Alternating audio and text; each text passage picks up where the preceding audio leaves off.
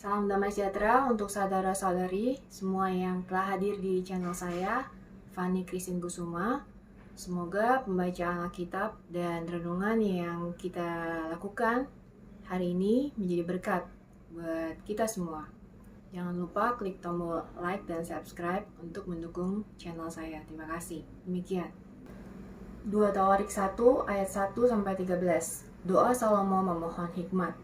Salomo, anak Daud, menjadi kuat dalam kedudukannya sebagai raja.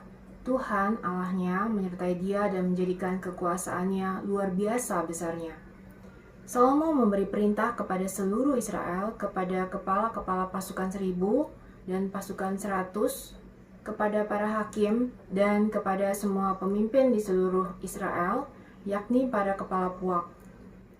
Lalu pergilah Salomo bersama-sama dengan segenap jemaah itu ke bukit pengorbanan yang di Gibeon, sebab disitulah kemah pertemuan Allah yang dibuat Musa, hamba Tuhan itu, di padang gurun. Tetapi Daud telah mengangkut tabut Allah dari Kiryat Yearim ke tempat yang disiapkannya bagi tabut itu, sebab ia telah memasang kemah untuk tabut itu di Yerusalem. Namun, mesbah tembaga yang dibuat Bezalel bin Uri bin Hur masih ada di sana di depan kemah suci Tuhan. Maka kesanalah Salomo dan jemaah itu meminta petunjuk Tuhan.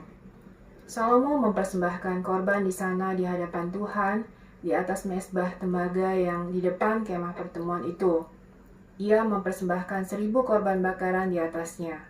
Pada malam itu juga Allah menampakkan diri kepada Salomo dan berfirman kepadanya, "Mintalah apa yang hendak kuberikan kepadamu."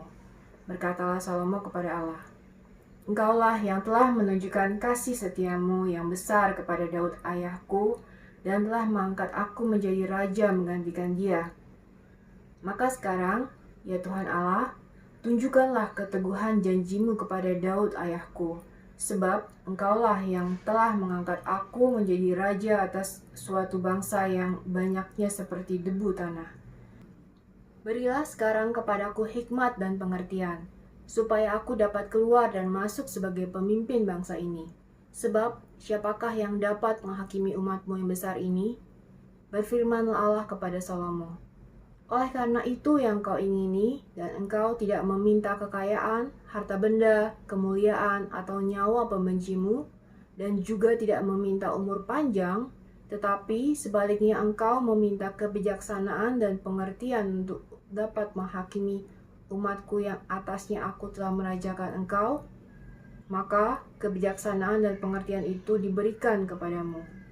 Selain itu, aku berikan kepadamu kekayaan, harta benda, dan kemuliaan, sebagaimana belum pernah ada pada raja-raja sebelum engkau, dan tidak akan ada pada raja-raja sesudah engkau." Lalu pulanglah Salomo dari bukit pengorbanan yang di Gibeon itu, dari depan kemah pertemuan ke Yerusalem, dan ia memerintah atas Israel.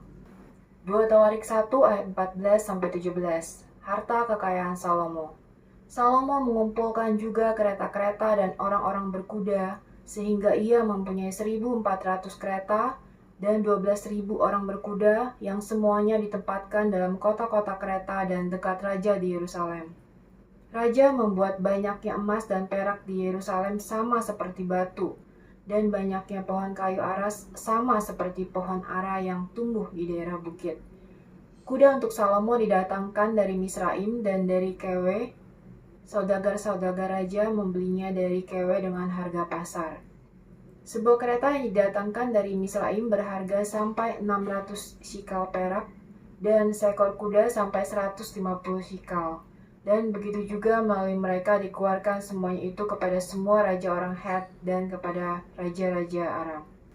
Pelajaran atau perenungan singkat yang kita dapatkan dari pasal ini adalah Salomo memberikan persembahan yang melimpah kepada Tuhan sebelum memanjatkan doanya. Ia meminta hikmat dan pengetahuan untuk memimpin kerajaan yang besar. Tuhan menerima persembahannya dengan senang hati, mendengarkan doanya yang tidak mementingkan diri sendiri, dan bahkan memberinya bonus berupa harta kekayaan yang melimpah dan kehormatan. Apakah engkau sudah memiliki sikap seperti Salomo dalam doa-doamu? Kita akan melanjutkan renungan kita pada pasal yang berikutnya di video yang berikutnya.